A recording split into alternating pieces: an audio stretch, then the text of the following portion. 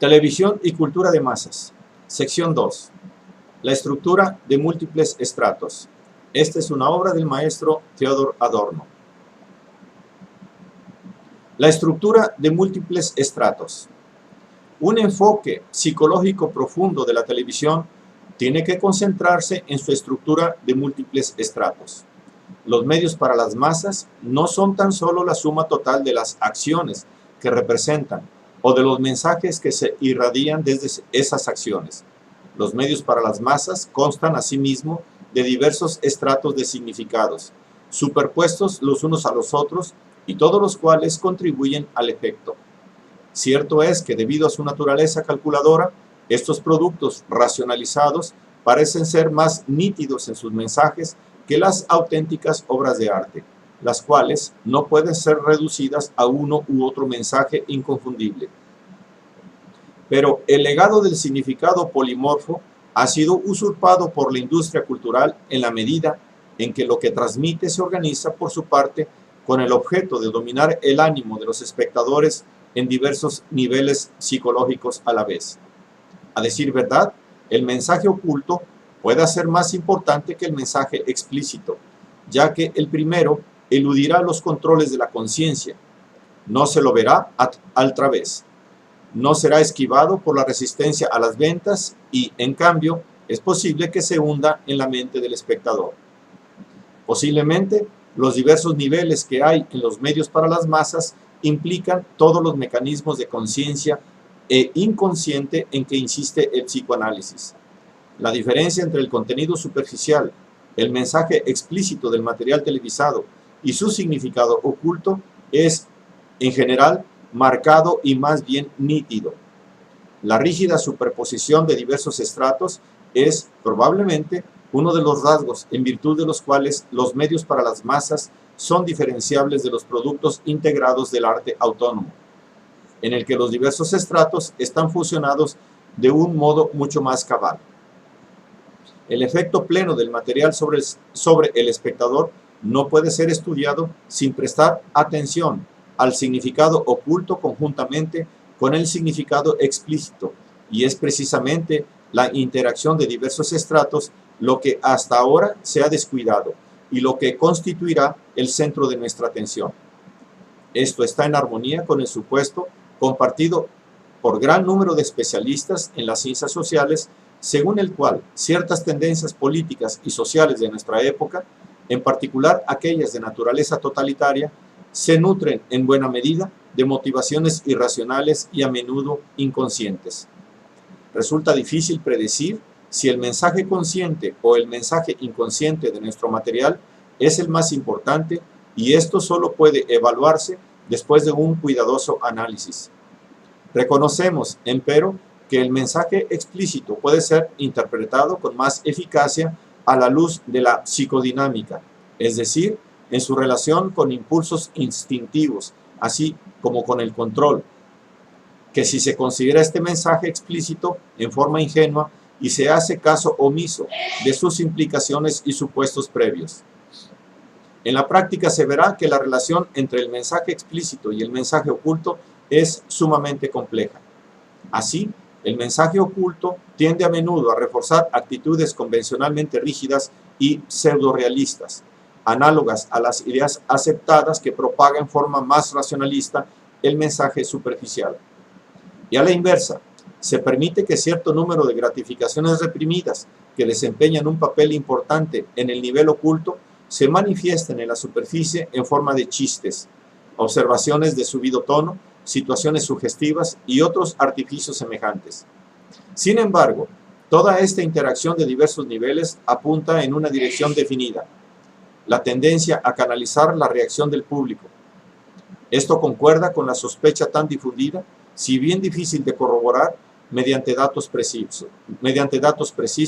de que en la actualidad la mayoría de los programas de televisión se propone producir, o por lo menos reproducir, las mismas notas de presunción, pasividad intelectual y credulidad que parecen ajustarse a los credos totalitarios, por más que el mensaje superficial explícito de los programas televisados sea antitotalitario.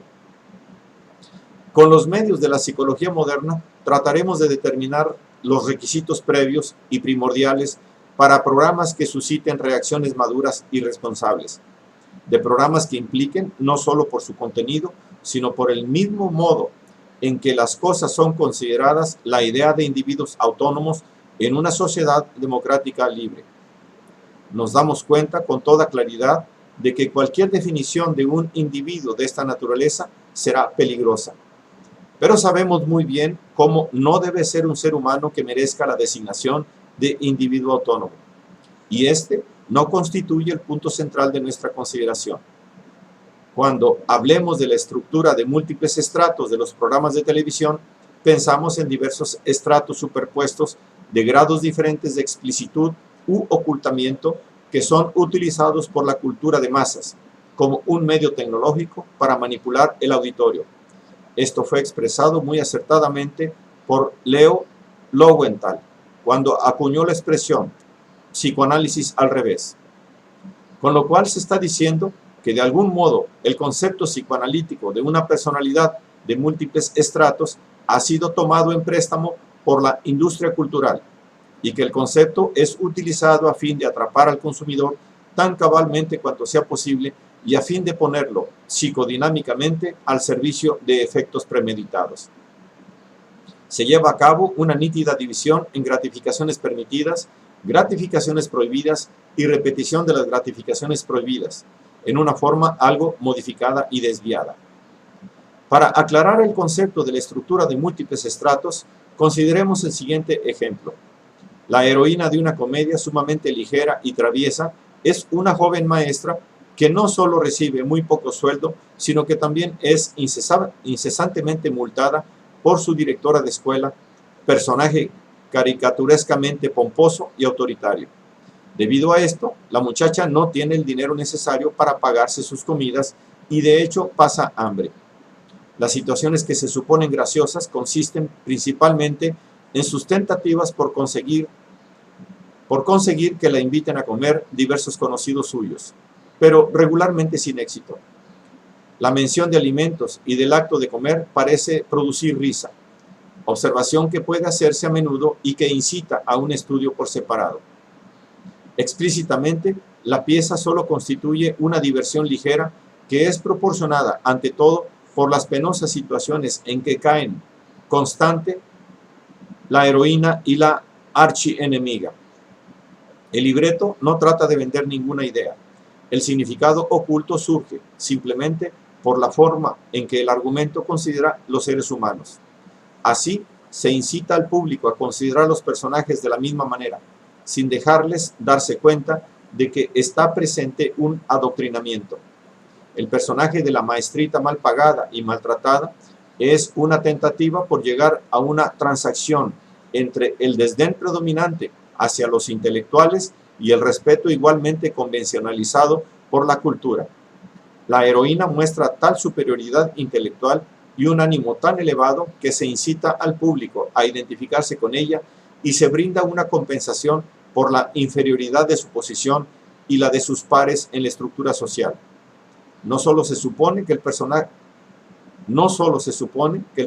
central es una muchacha muy encantadora, sino que también esta muchacha hace chistes constantemente. En términos de una pauta establecida de identificación, el guión implica lo siguiente. Si eres tan divertido, bondadoso, listo y encantador como esta chica, no te importe que te paguen un sueldo de hambre. Puedes hacer frente a tus frustraciones en forma humorística, y la superioridad que te confieren tu ingenio y tu agudeza no solo te ponen por encima de las privaciones materiales, sino que también te ponen por encima del resto de la humanidad. En otras palabras, el guión constituye un procedimiento astuto para fomentar la adaptación a condiciones humillantes, a tal fin presentándolas como objetivamente cómicas y presentando la imagen de una persona que experimenta incluso su propia posición desmedrada como algo cómico, libre de todo resentimiento. Por supuesto, este mensaje latente no puede ser considerado inconsciente en un sentido psicológico estricto, sino más bien callado. Este mensaje solo está oculto por un estilo que no pretende rozar nada serio y que aspira a ser considerado tan leve como una pluma. No obstante, hasta un entretenimiento de esta naturaleza tiende a establecer pautas para los integrantes del público sin que estos lo adviertan. Otra comedia con la misma tesis trata la memoria, otra comedia con las mismas tesis trata la memoria, las tiras cómicas. Una vieja chiflada redacta el testamento de su gato, Mr. Casey, y declara heredadas a algunas de las maestras de escuela que figuran en el reparto permanente. Luego se descubre que en realidad la herencia consiste en los mezquinos juguetes del gato. La trama está elaborada a modo tal que cada una de las herederas, al leerse el testamento, se siente tentada a actuar como si hubiera conocido a esa persona, Mr. Casey. El punto culminante es que la propietaria del gato había puesto un billete de $100 dentro de cada uno de los juguetes, y las herederas corren hacia el horno incinerador a fin de recuperar su herencia. Al auditorio se le da a entender lo siguiente: no esperes lo imposible, no sueñes despierto, hay que ser realistas. La denuncia de ese ensueño arquetípico es acentuada por la asociación del deseo de dones inesperados e irracionales con la deshonestidad, la hipocresía y, en general, una actitud exenta de dignidad.